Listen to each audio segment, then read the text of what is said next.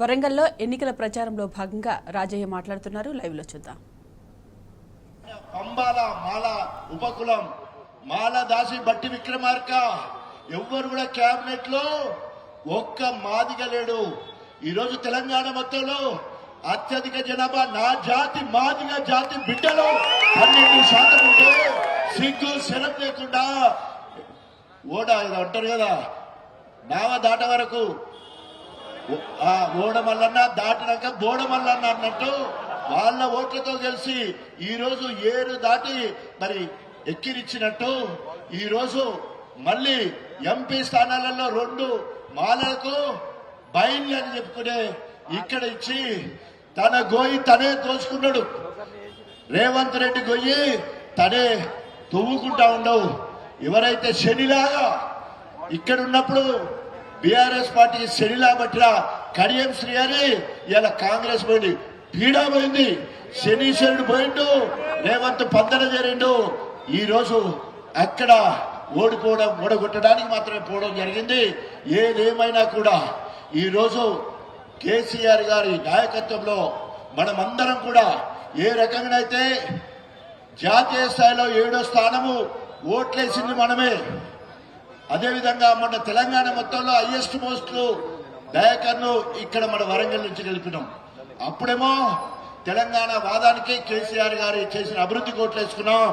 ఈ రోజు కడియం శ్రీహరి మీద ఉన్న కసితోటి తను చేసిన మోసానికి ప్రతీకారం తీర్చుకోవడం కోసం అందరం ఒక్కటైపోయి నియోజకవర్గాల పోటీ 7 నియోజకవర్గాల్లో ఎట్లయితే ఆధిపత్యాన్ని చూపించి ముందుకు పోయినామో ఈ రోజు కసితోటి కోపంతో రేషంతో కడియం శ్రీహరి అంతమే మన పంతం లెక్క దళితులు బహుజనులు అగ్రకులస్తులు అందరికీ ఉమ్మడి శత్రువు ఎవరంటే కడియం శ్రీహరి. ఆయన ఎన్ని చెప్పొచ్చు ఆయన గురించి, ఆయన కులము నక్లి, బిడ్డ మతం నక్లి, వాళ్ళు మొత్తం రిజర్వేషన్ అక్రమంగా 60 ఏళ్లు దోచుకున్నాడు.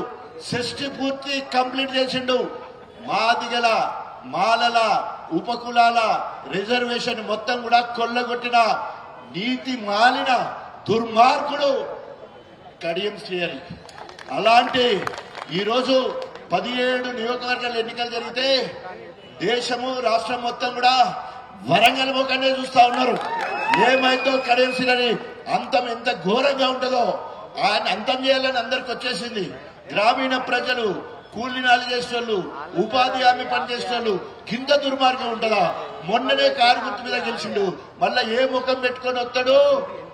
చేయి గుర్తుకేమని చెప్పుతో కొడతామంటున్నారు. సాగు తప్పు ఊళ్ళల్లో సాగు తప్పు చెప్పులేనాడదైతే అంటున్నారు. ఏ ఊరికి పోయినా కూడా ఇప్పటి వరకు ఒక నియోజకవర్గ కేంద్రంలో ఉన్నాడు, ఏ మండలానికి పోలే.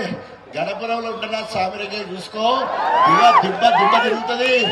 ఆ రకంగా మనమందరం కూడా కేసీఆర్ గారు బలపరిచి ఆయన సిన్సియారిటీని సీనియారిటీని మరి సౌమ్యుడిని చూసి ఈరోజు ఇవ్వడం జరిగింది. అభ్యర్థిగా ఉంటాడు అంతే, గెలిపించే బాధ్యత మనం తీసుకోవాలి. దయాకర్ ఎవరో తెలియదు, దేశంలో 7వ స్థానం ఓట్లు వేయించినాం. దయాకర్ ఎవరో తెలియదు, తెలంగాణ మొత్తంలో హైయెస్ట్ ఓట్లు వేయించినాం. ఇప్పుడు కసితో వేసే ఓట్లు అంతకంటే ఎక్కువ రావా? అందుకని మొత్తం కోపం వేయద్దు, కోపం ఎక్కితే చెడ్డ మాటలు వస్తాయి. అందుకనే వాడి అంతమే మన పంతం కావాలి. మన సుధీర్ రెడ్డి అన్నను భారీ మెజారిటీ కారు గుర్తు కోటేసి గెలిపించాలని కోరుకుంటూ, సుధీర్ కుమార్ మాదిగ అదట.